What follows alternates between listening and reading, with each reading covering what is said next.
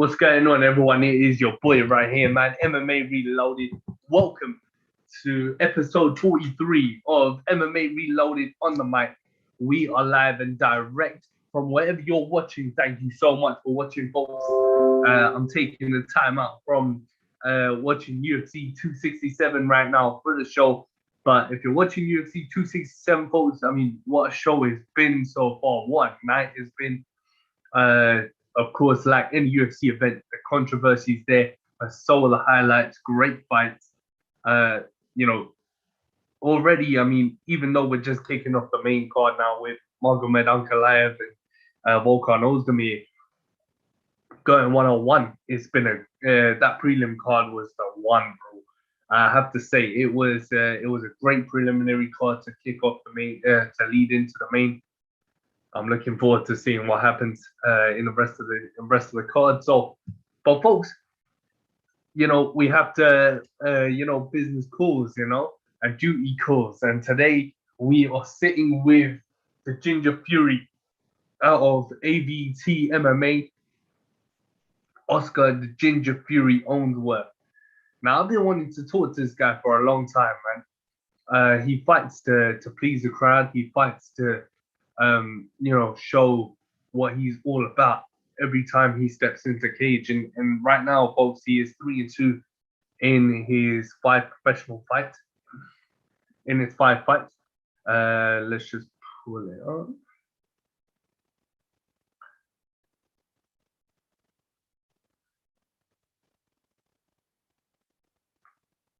He's 3-2, folks, in his professional career as an amateur. He went 3-3.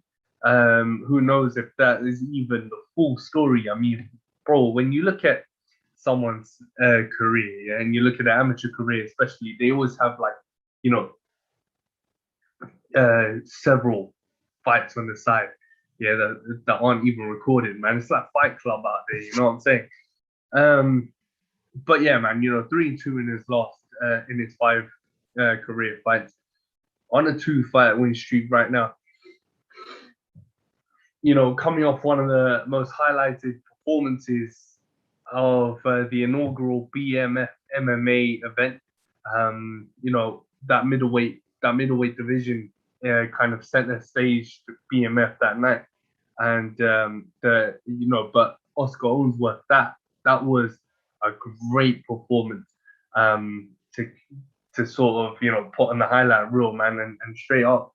It was just a taste. If you guys saw the event and you saw the show and you saw the highlight on BMF MMA story on Instagram, you would have seen what a beast this guy is. He's also fought Cage Warriors, Cage Steel as well, folks, and Almighty Fighting Championship. So he's been literally in the pinnacle of UK MMA shows. And we're going to talk to Oscar Ownsworth, folks, in about 10 minutes. We're going to do the particulars first before I go and do anything else. So, folks, stay tuned, man. Stay live, stay direct.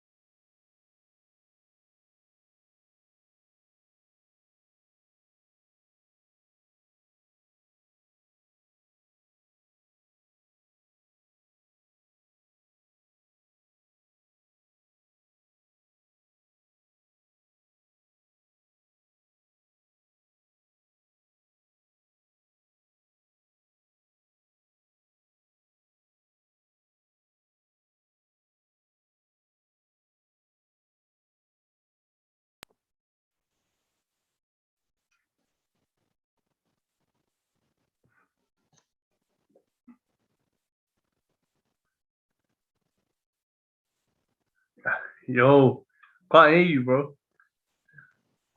There we go. That's better. There I'm we good, man. Right. go. What's going on, man? How you doing? Yeah, spot on, man. You. Yeah, I'm well. Thank you, man. So, folks, welcome to MMA Reloaded. We're here on the mic, episode 43, with the Ginger Fury himself, man, Oscar Ownsworth. Man, you're on a roll right now, bro. Yeah, there's a lot of reputation on the street with your name right now in UK MMA, bro. I have to say, man, I have to take you back to the beginning for me, bro. How did it start for you, bro, in MMA and combat Oh, and sports? getting like what all the way back to the beginning. All the way back, man. Rewind Oh, the tape. Yeah, all right, it's fine. I've been training about 9 years or something. So yeah, 10 years. It just started out because I liked fighting. Really, not gonna lie, I liked fighting. So started training at a local gym. And took it from there. Really, I had my first fight after a year. Obviously enjoyed it. Carried on. Did some kickboxing.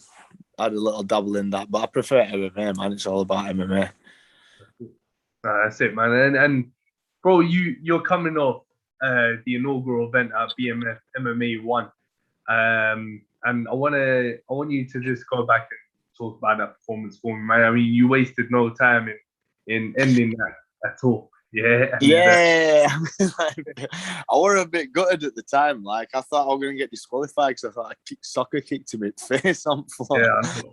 yeah, I thought I was going to get disqualified, so didn't really know what happened.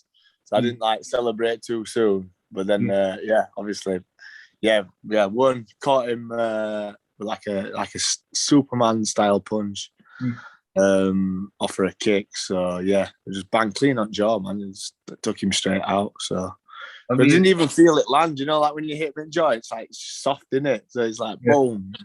Didn't even know I'd landed it. well, it's them gloves, I'm telling you. Yeah. If you hit him with your bare knuckles, I bet you would have felt that. Yeah.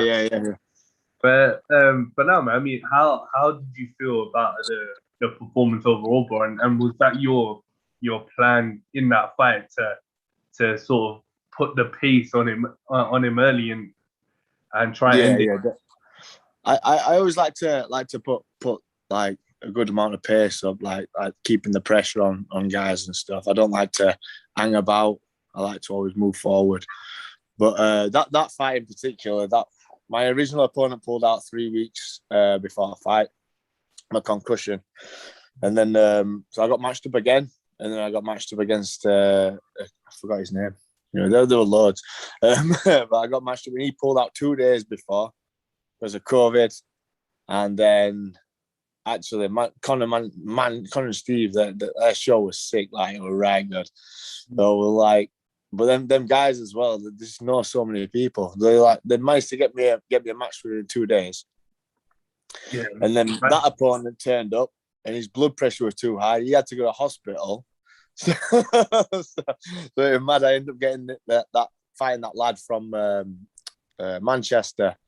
And he was mainly a boxer. So he'd sparked a load of guys out boxing. So I was just blast him with some kicks and see how he deals with that. And ended up catching me a punch though.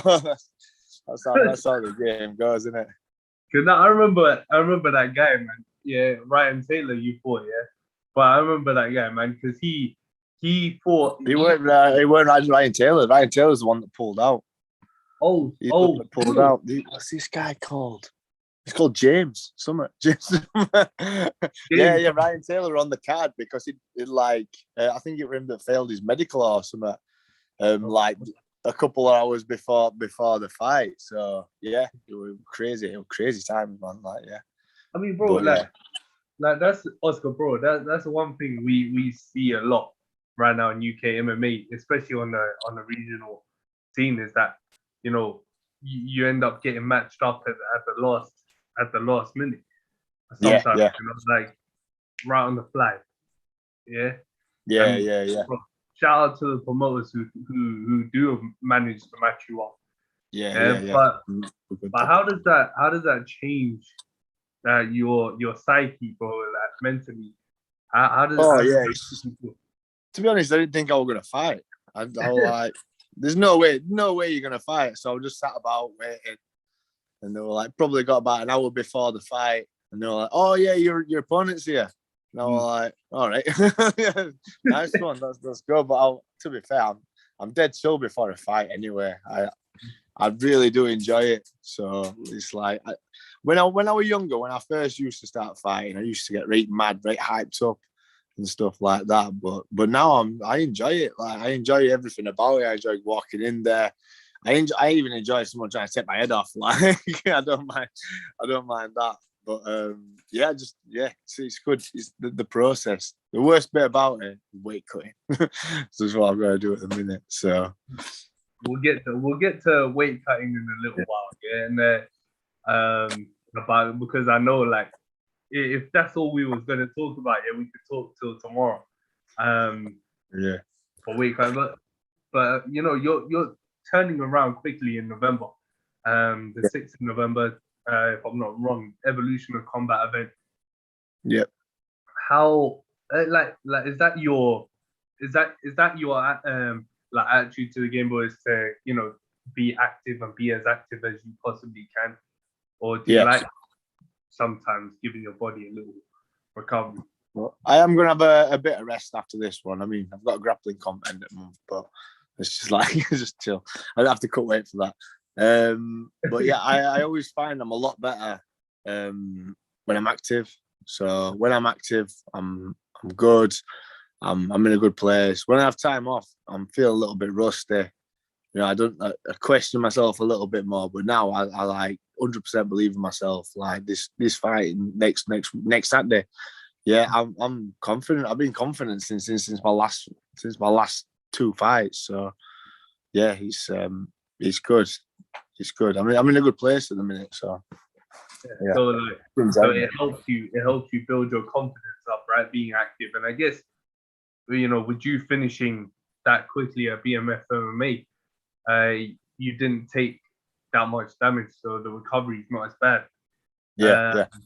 But yeah, I mean, even if say you've just been in a 3-rounder, bloody and you're bruised and battered and the whole joint, would you still accept an offer to fight the next week after that, or would you just imagine that? Oh, it just depends. Now it's on the situation, isn't it? I'd fight tomorrow. Like it don't really matter to me. I'm like one of them guys are like, yeah, if I got offered a fight like tomorrow and they were like, yeah, sounds all right, where is it? Don't really matter to me. But it's about being smart as well, isn't it? So like, yeah, I love to fight. I'd fight anyone for like nothing really, but you've got to be clever, haven't you, if you want to be in this game a long time. And I think that like when I was young, again going back to like when I was younger, I would just fight at any point, and that's when you take them losses, and it's like you don't want losses on your pro record, do you? So it's about being smarter and being not so much picky, because you've got to progress, but being smarter. Are you ready to fight? So I think not just obviously mentally, like physically, and all that sort of stuff. So yeah. Sure. I mean, did that come from the transition from your amateur career to the pro career? Did that sort of help you? Did the amateurs help you to get that attitude in the first place? As in, as an amateur, and you were saying, when you were younger, you would just fight anyone, anytime, just step in whenever. But now, as a professional, has that amateur career helped you become smarter in terms of the way you do things? With amateurs, I feel like I jumped in a little bit too soon because I didn't have that. I still had that little bit of mentality. Like, I mean, that fight I took on Cage Warriors on 5 days notice. Saying that was a good opportunity, but I weren't ready to fight MMA then. I was like getting ready for a boxing match. I'm not even grappled. So I was like, you know, I took a fight on Cage Warriors on 5 days' notice. Now, I lost in first round. So I think after 100% after that, I've been a lot smarter about it. Knowing I can't. Yeah, you got to like I say, you got to be ready, haven't you? Got to be ready to fight. These guys are at the highest level, and they're just gonna get mauled. Like, I mean, of course, but no one wants that. That's the thing, though, right? Is that you fought literally on the pinnacle shows, like you fought on all the premier regional shows, Almighty, K Steel, and I mean that's what I was saying. Yeah, Oscar, bro, win or lose, you had to take the fight, Cage Warriors. Oh yeah, You definitely. It could have gone the other way, couldn't it? Really, I could have like banged him at first round, and you know what I mean. Contract Cage Warriors, boom. Imagine that on UFC Fight Pass as well, man. Yeah, we're good. It were a good opportunity, and I say like I'll be smart now. I'll probably do it again. Let's talk about that though, man. Let's talk about like taking fights on short notice. So you say, you know, I know you say you're ready to fight tomorrow, but at the end of the day, it does, you know, depend on how smart you want to take it and how you want to take it. You know, what your thoughts on, you know, say as a regional competitor in the UK, yeah, taking fights on short notice is how guys get that experience, get that cage time, right? Yeah. And it doesn't matter win or lose. They say records of the DJ, bro. What are your thoughts on taking short notice fights? And if you were gonna do it, how short notice are you willing to go? Again, it depends, doesn't it? I mean, if I'm ready, like I said, I'd fight tomorrow. I'm ready to fight now, though. That's the thing. Like all circumstantial, isn't it? Are you injured? Yeah, in a good place, like physically. It's like, to be fair, there's no point throughout like the year that I wouldn't be able to do at least 2 rounds, 2 full rounds. There's no point. I always keep fit anyway, and I think as a fighter, you do always keep fit because you're always in the gym. I should really always be in the gym if you're professional. Just working on skills and stuff like that. So yeah, it's all circumstantial, isn't it? Like I say, you injured or like you're battered up, ready physically, mentally. So I think that's my thing. I'm always mentally ready to fight. So that's why I'm up for taking short notice fights. But there's a difference in it, especially in pros, man. It's just a different ball game. It's completely different. I was gonna ask you that as well, bro. Is that as a professional, it kind of takes on that level of being more of a career, right? Yeah, and now you're starting to, you know, get money for it, fight for bigger championships, bigger opponents. And you know, after BMF MMA won, you know, there have been a lot of talks about you going for their first featherweight championship at BMF MMA 2. You read about that as well. Yeah, I know you mentioned it as well, bro. I remember some guy tried to say, he should fight Ryan McNally for the middleweight belt. No, bro.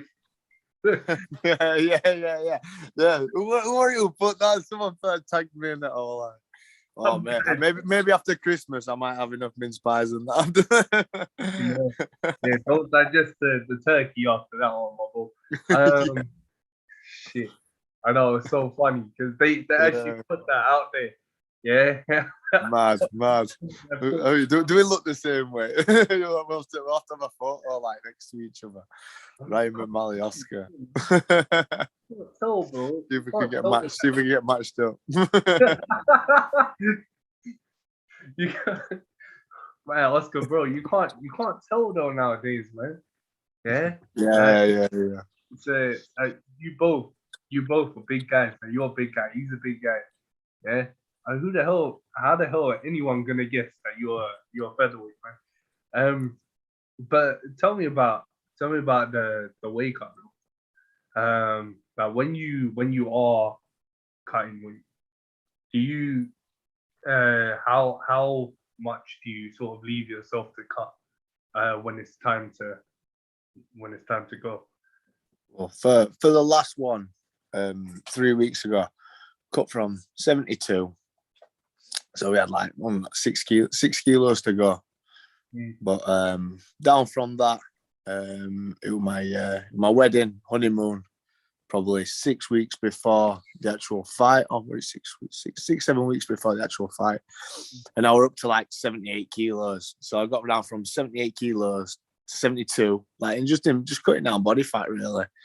And then obviously I'd celebrated a bit too much. But and then 6 kilos of water. And that's what I'm on at the minute, near enough. For this one next Saturday. What were I this morning? This morning I was 72 and a half. So yeah, 6.5 kilos to go for Friday weigh-in. And yeah, how you feeling for Friday, man? How's camp? How are you feeling for Saturday? Sorry, how's camp been going? Yeah. Camp.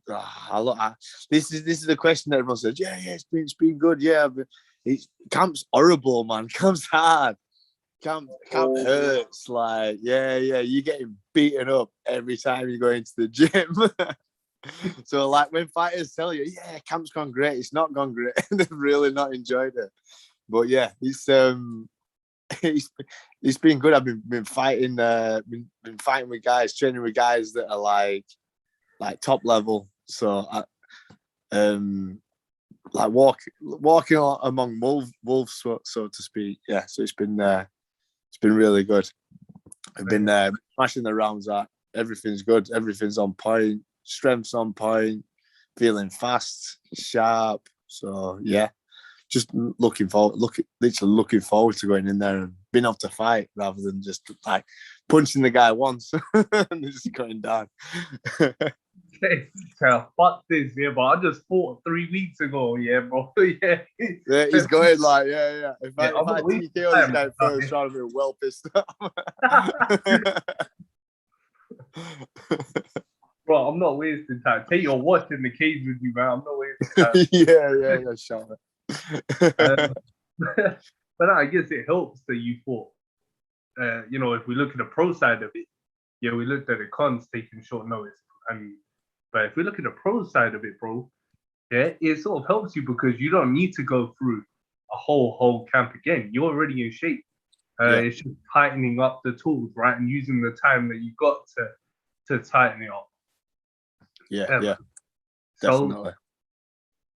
It's felt like to be honest, like I laugh about it being hard, and that is probably one of the easiest camps because I'm straight off for a back one.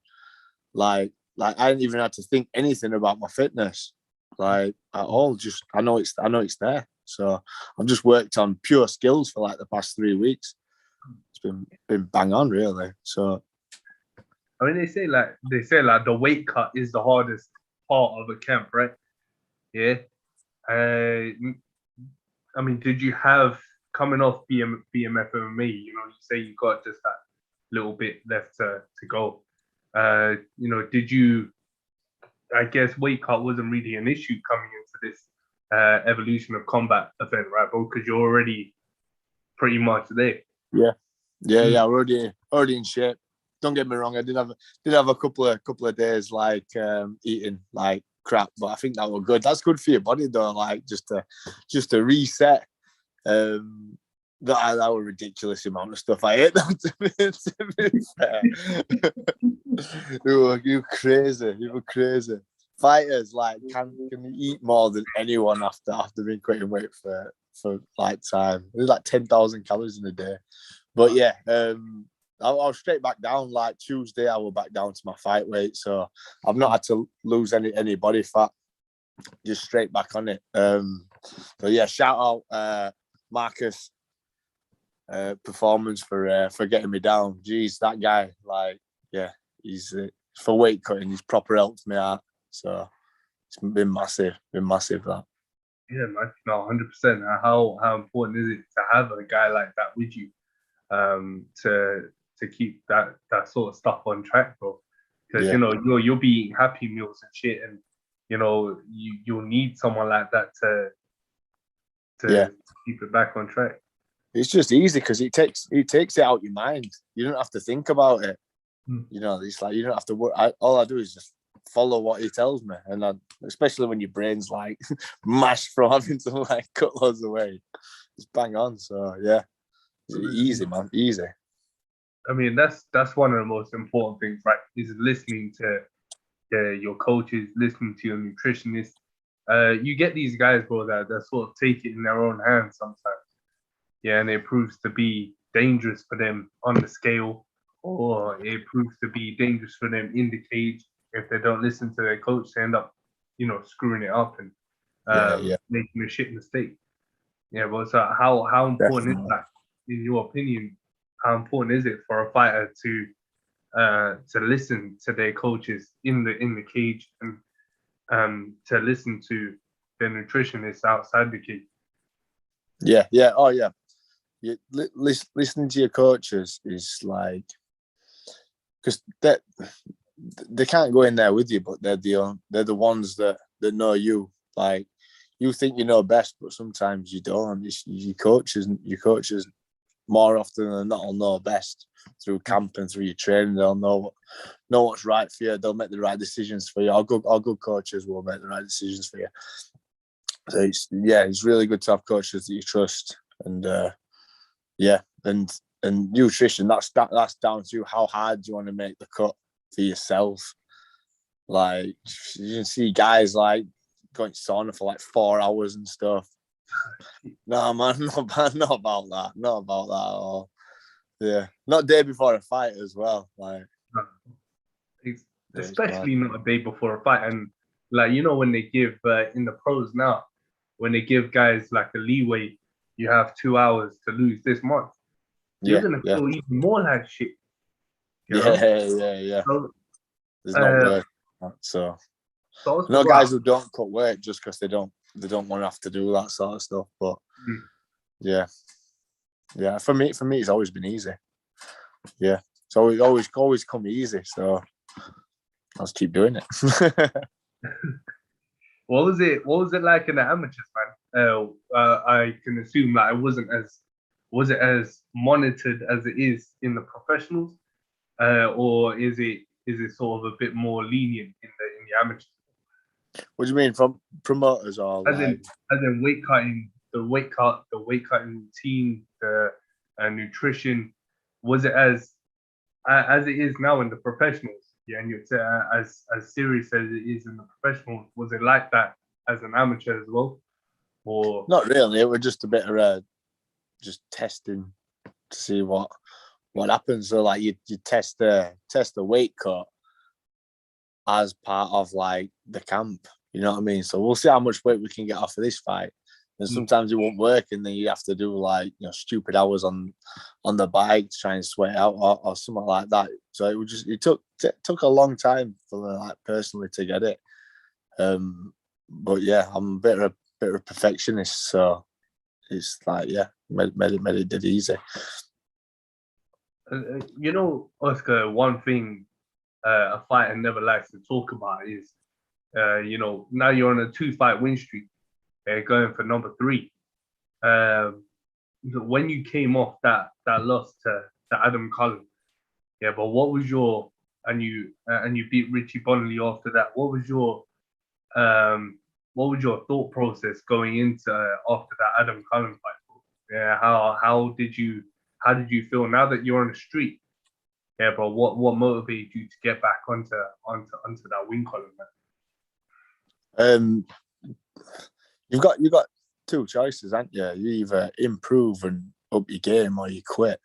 And I'm definitely not down for quitting. So I improved my game. I found better people to train with, found better ways to train. I've always trained hard anyway, but it's training smarter, not just training through injuries and stuff, making more time off. So yeah, I probably cranked it up a gear and really like stop being lazy. Yeah, so like it just really motivated me. That loss, especially like losing on I'd waited for a fight for about 7 months because it was through lockdown, wasn't it? Okay. So that loss to like travel to London, do all that shit with like in a hotel and stuff, and then to lose like that, it really like shook me up a little bit, and I questioned myself a little bit, questioned my abilities. Like it's like I said, I'm not down for quitting, so I like ramped it up a gear and made sure I weren't going to lose the second one. And like, yeah, my wrestling and that like came on probably like doubled. Yeah, I was a lot better wrestler. Well, he didn't even get me down, did he? The whole fight. He was trying to set me down, and Richie didn't take me down the whole fight. So I'm quite happy about that. But that's just something I've kept on doing now. I'm always comfortable with my striking, like dead comfortable with my striking. It was just the wrestling part. My ground game's fine as well. But it was just that like bridging the gap that I needed to do. And that's the change I needed to make. So working with guys that were at that level, wrestling wise, has put me on a lot. So yeah. It feels good to be on the street now, though. Yeah, like to start this year, 1 and 2, finishing at 4 and 2. Yeah, it's gonna be good, man. Yeah, cool, man. And you know, when you're in those sort of positions, Oscar, in the cage, and I know we say about listening to the coaches, but sometimes it's hard, right? You're in the fence, and you're going 1-on-1, toe to toe with this guy. There's blood coming out of all sorts of places, bro. It's hard, because sometimes there's the adrenaline that just goes through, right, boy? And do you find that sometimes that your coach trying to scream at you, and you're taking it no notice, so like the adrenaline. Yeah. Sometimes, like, I mean, it just reminded me of an argument I had with one of my coaches when we were all fighting. They were like, "Oh, get that underhook," and I says to him, "I can't. He's got hold of my hand." He went, "Pull it out, then." I can't pull it out.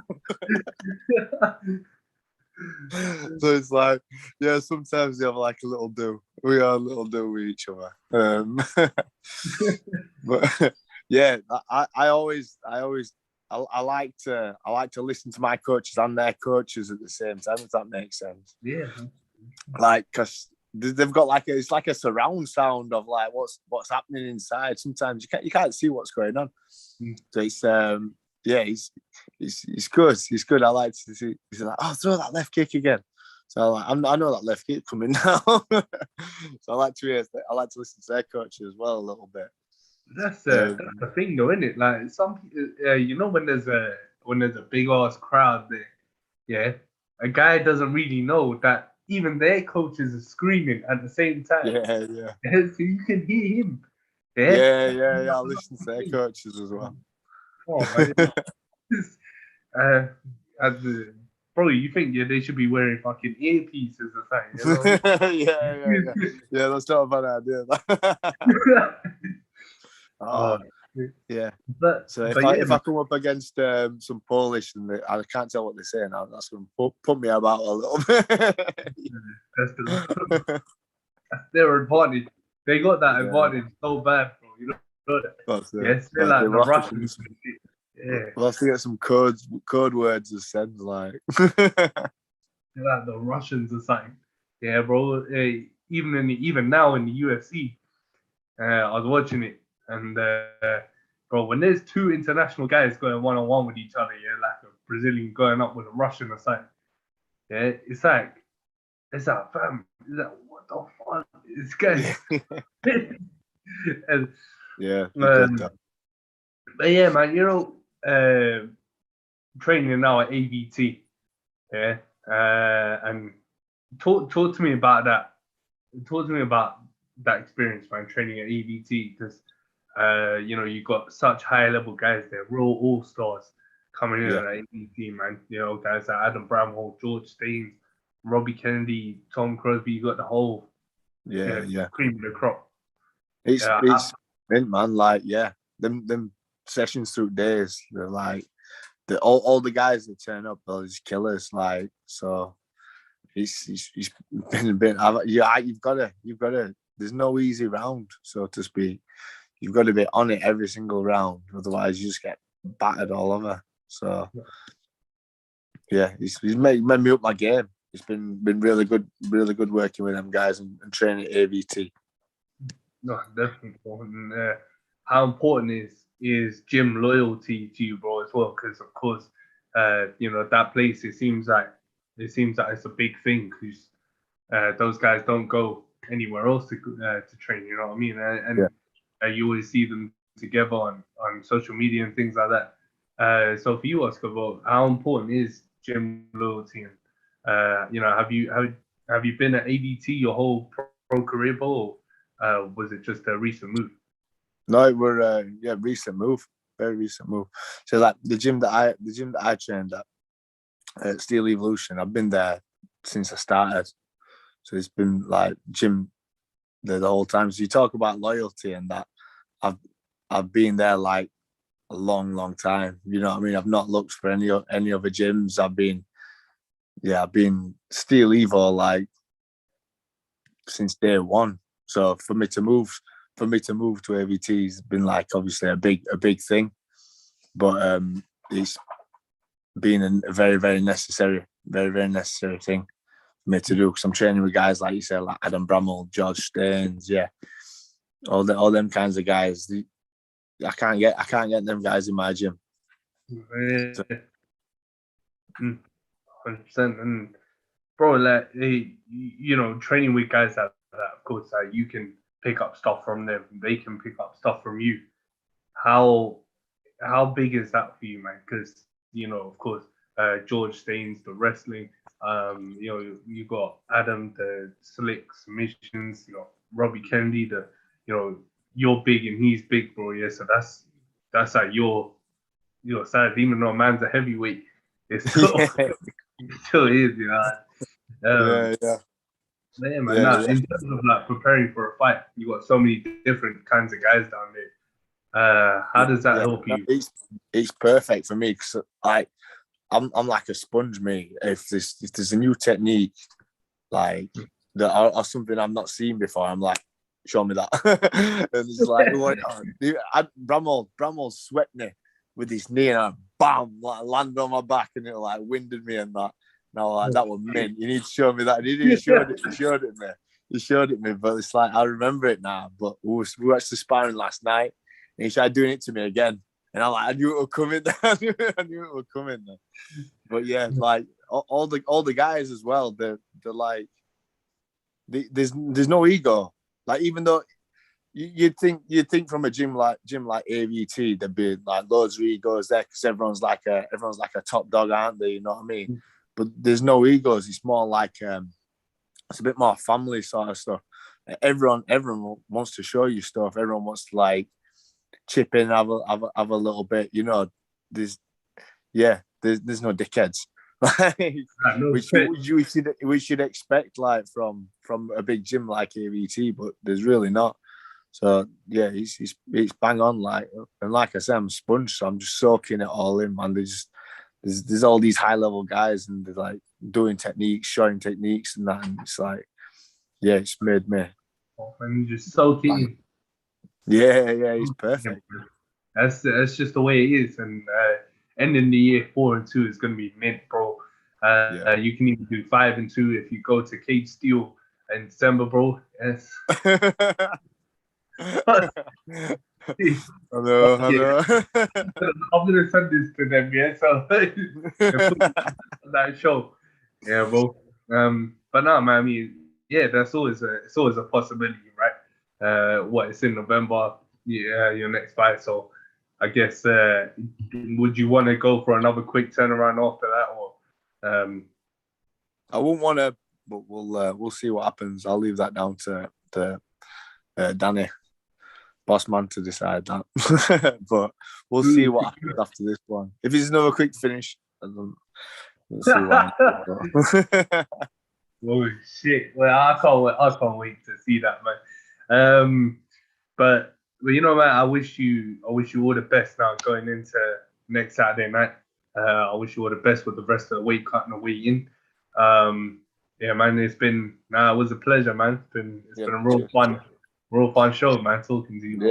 Yeah. No, we're good to talk to you, man. No, Cheers for that. finally we had to get it done though, right? But I mean, man, IG did me in, bro, and I hope everything good with the family and that, man. And I Yeah. appreciate you coming on, bro. Yeah, good response, man. Yeah, we're all good. We're all good. Just Yeah, it's crazy stuff going on. We're in the middle of an house move and that as well, so it's mad. I've got definitely. like 30 different things going on, and I'm fighting at the same time. So. Alright, that's that. Yeah, It's man. life. It's life, Oscar, man. So it's the way Yeah, it is. to be fair, shout out to my sponsors as well for me being able to do all this anyway. So, if I could, I won't be able to do it without them. Like, so, yeah, big shout out. Yeah. Shout them out, man. Yeah. So we got O'Neill's Barbers. We got Sue Nightingale, semi-permanent. Marcus, who I mentioned earlier, for weight cuts and that, bang on. Lynn Amity Sports Massage. She like fixes me, like obviously fighting and that. Like I'm broken every week, so she's fixing me up every week. Intenso for like supplying my food as well. Big shout out to them. Yeah, man. Oh, and obviously Conor Holiday Productions, like the best in the game. Okay, man. Yeah, shout out Conor Halliday, man. And bro, shout you out, man. And I can't wait to see that 4-2 on your record next week. Yeah, man. Make sure you get the pay-per-view. I will, brother. I will, man. Take care, Oscar, man. Have a good. Cheers, brother. See you later, man. Bye bye.